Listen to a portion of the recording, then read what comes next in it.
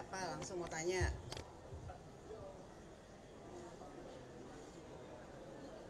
Elvira.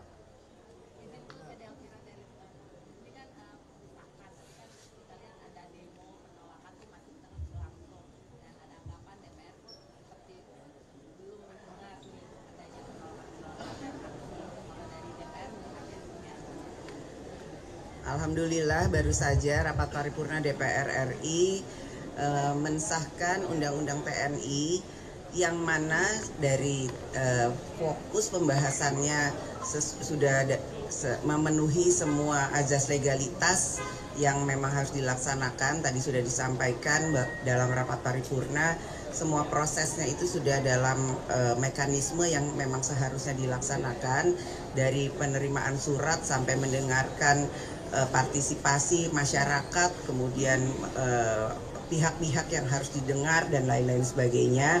Bahkan pembahasannya pun dilaksanakan secara terbuka. Kami dari DPR dan pemerintah menerima masukan dan aspirasi dari seluruh elemen masyarakat yang dianggap penting dan perlu.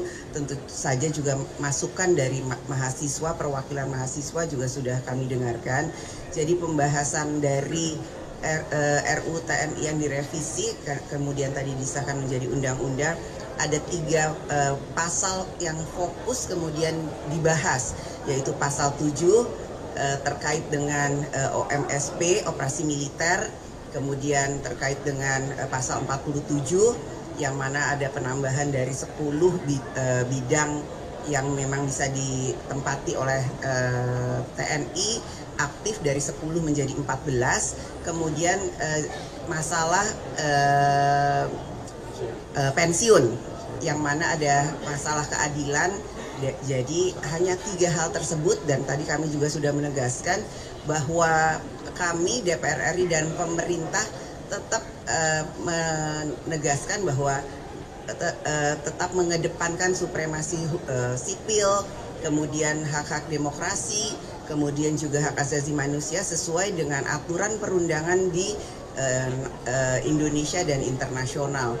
Jadi kami berharap dan menghimbau adik-adik mahasiswa yang saat ini mungkin masih belum mendapatkan penjelasan atau keterangan yang dibutuhkan, nanti kami siap untuk memberikan penjelasan bahwa apa yang dikhawatirkan, apa yang dicurigai, bahwa ada berita-berita yang kemudian revisi Undang-Undang TNI ini tidak akan sesuai dengan yang diharapkan, insya Allah tidak. Dan kami juga berharap bahwa revisi Undang-Undang TNI yang kemudian tadi sudah disahkan adalah nantinya ke depan akan bisa bermanfaat bagi pembangunan bangsa dan negara.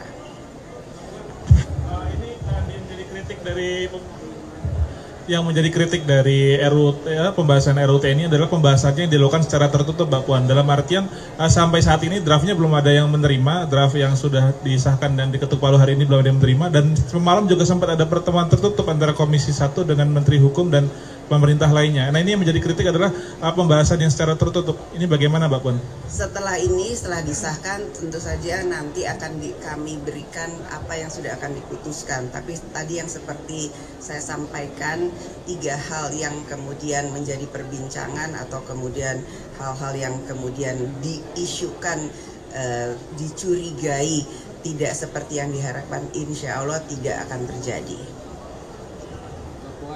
Kemarin Pak, Koalisi Masyarakat Sipil juga mengkhawatirkan TNI bisa ikut mengawasi jalannya demo nanti setelah undang-undang ini berlaku begitu. Nah, dari DPR memastikan itu seperti apa?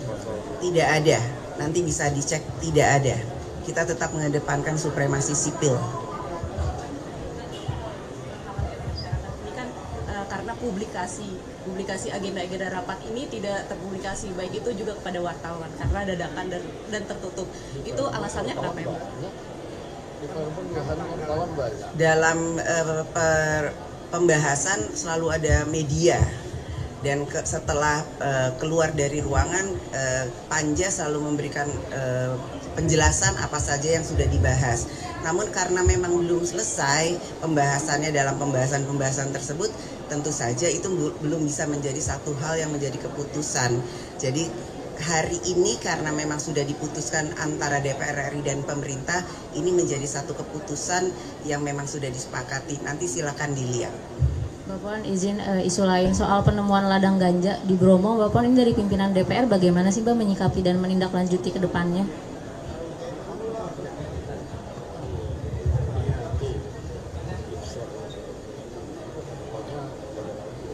Ya, terkait dengan hal itu, karena memang ini baru ditemukan, harusnya hal itu tidak boleh terjadi, dan saya minta kepada aparat penegak hukum untuk menyelidiki, menindaklanjuti, dan membongkar dari mana dan kenapa itu bisa terjadi. Cukup? Terima kasih. Terkait dengan RUU P2MI, perjanjian migran kita yang tadi juga dibawakan di atas, ini kan salah satu undang-undang yang bisa memberikan payung hukum perlindungan kepada masyarakat pekerja migran kita, gimana dengan itu? Ya, itu kan baru menjadi usul inisiatif. Nanti kalau sudah dibahas, baru kita akan bahas sama-sama. Pesannya Lebaran, Bu.